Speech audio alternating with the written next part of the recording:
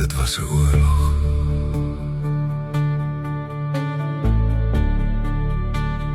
Anglo-Boereoorlog. Engelse teen die boere.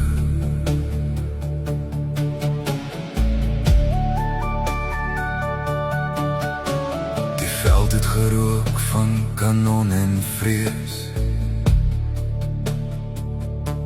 Die aarde het gebewe onder elke skoot.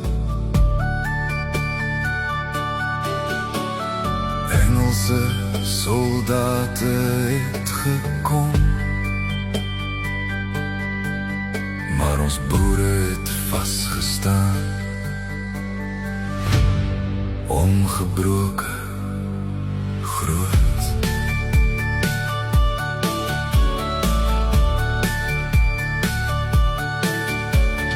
Vroue, kinders, manne van hier, vasgevang agter doorndraad se seer.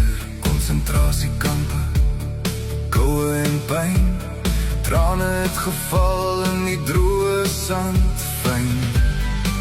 Maar diep binne in elke hart het 'n vuur gebrand wat niemand kon breek.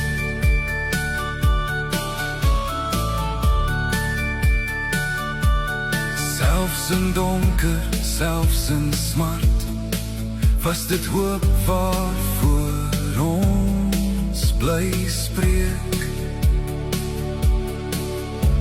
Met min in hand, maar geloof so sterk, het ons opgestaan vir ons volk se werk.